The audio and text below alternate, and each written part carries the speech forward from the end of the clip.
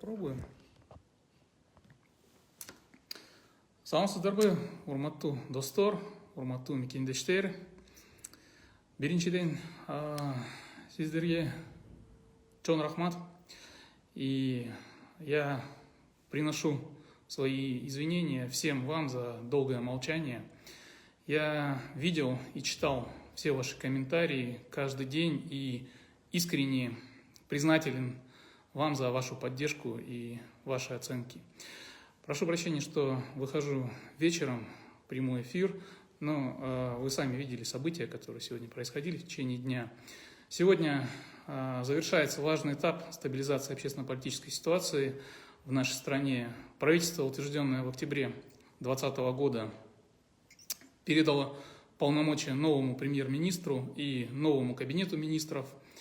И несмотря на короткое время нашей работы, а также зная и понимая, что в правительстве будут изменения, мы работали, не покладая сил, искали пути стабилизации экономики после сильнейшего удара COVID-19, боролись со второй волной глобальной пандемии, обеспечивали бесперебойное прохождение ОЗП и выполнение социальных обязательств правительства.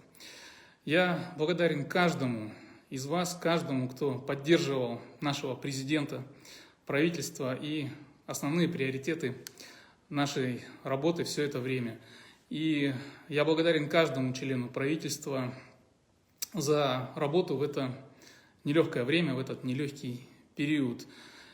Сорбалдиевой Эльвире Джалгалбековне, Сабирову Равшану Азатовичу, Мамутканову Максату Юналиевичу, Тактагазиеву Телеку Мусалиевичу, Кадрбекову, Джигит Кадрбековичу и многим другим, которые все это время способствовали стабилизации ситуации.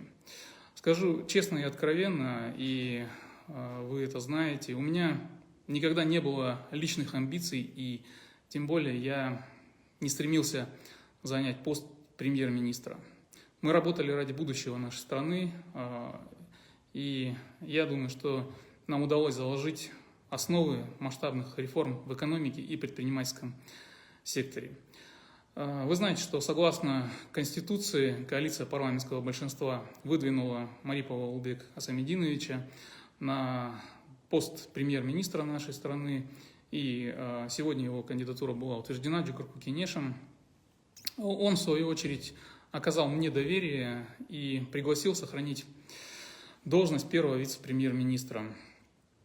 И я прошу вас дать возможность новому премьер-министру реализовать свою программу и поддержать новую команду правительства.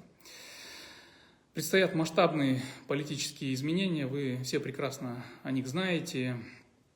Уже в апреле текущего года на ваше утверждение и на ваше рассмотрение будет вынесена новая редакция Конституции, которая должна многое поменять в нашей стране, даже с точки зрения будущего развития.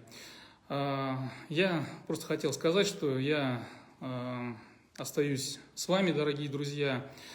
Постараюсь быть таким же открытым, таким же доступным для вас. Уверен, что впереди нас ждут большие позитивные изменения.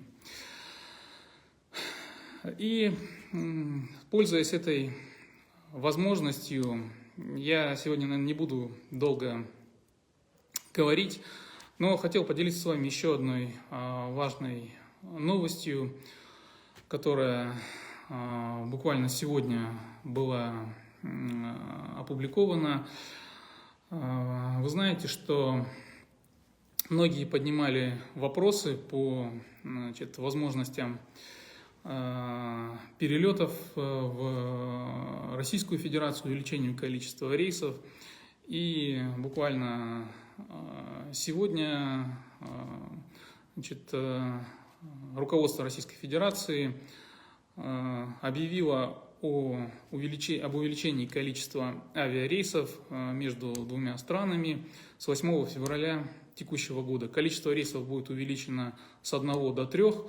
как с кыргызской стороны, так и с российской стороны. То есть фактически регулярных рейсов будет 6 в неделю вместо 2, которые были до этого времени. Это только первый шаг, который был сделан. Сейчас ведется большая работа по реализации инициативы Евразийского экономического союза и по участию Кыргызской республики в цифровом проекте «Путешествуй без ковид». Я думаю, что в течение ближайшего времени мы закончим соответствующую подготовительную часть, и вопросы с